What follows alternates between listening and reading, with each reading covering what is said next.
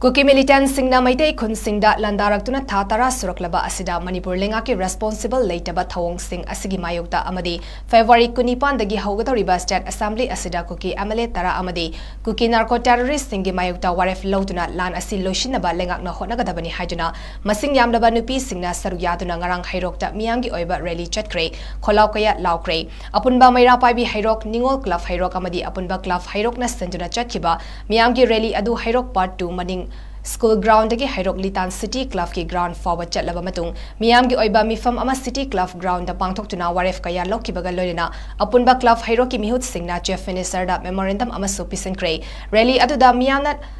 Lan lefhan naba chaba waref assembly na lawdrabadi election tawba yaroi Manipur gi periphery dagi Assam Rifles lawtoktuna state force na mahut sinnaba assembly na waref law su makata na stangdokpa yaroi Manipur da popi thaba yaroi Manipur thugai na ba honariba kuki MLA tara disqualified taw Manipur da NRC athubada chana halu mitop khandokpa gi west year 1961 oiba yaroi ITLF amadi kotu terrorist ni haina lawtokadabani amadi Manipur gi itihas da kuki asi refugee ni haina thaba placard sing su sizinaki bagal loina kholaukaya su lauki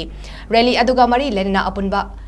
club hairoki convener thongnausam roshan na phongdoki bada tha tara fazilakadoraba kangluf ki lan asida irang asibot thokhan bada chawna chenariba kuki gi MLA tara nangasi fawa lengaki khudong chaba pumnamak loduna nungaina leiraga maitei micham miyam sing asina lambi sorokta yaraktuna singkhong singya da lan ngaktuna leihanliba asi ngasigi lengakna haksina lobiu mamangda phongkiba assembly mifamda kangluf ki irang asiga mari lena bawaref amata lawkidrabasu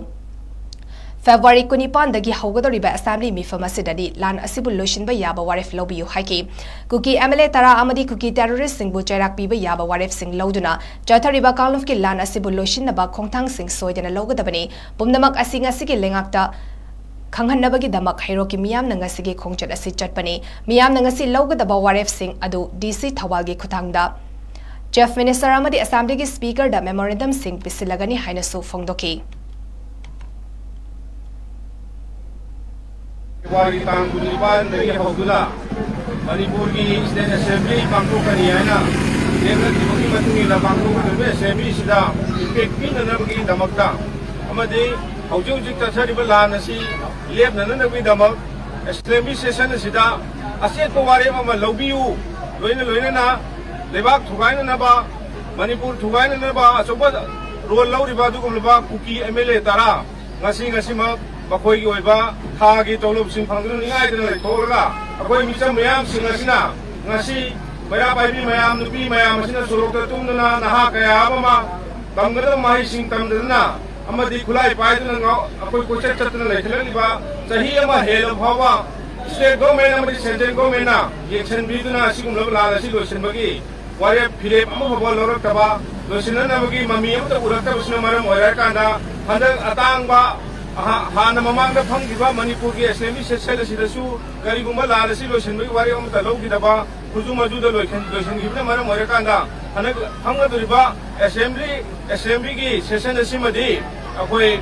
tholiba lalasi loisanaba asepa wari lawbiu loinana asigumlaba kuki terrorist sing support tawriba MLA tara asisu house tagi disqualify tawbiu haibagi demand sing loinana tonga demand sing tawduna akoi ngasigi rally si pangthok sabani Hayoki miyam punda yaw pinaraga sasari ba miyam baasi de se koi awa ba pungo bol kase ne koi ware koi isa isu sin ngapro mang khandra laga sitam ba kaputa la ga pra le logo do thoga pudi mak sere sara badi se sara na lobi da na koi mama wa bi kaya masa wa kaya se asuki mati ware koi mai khandra ba atu ba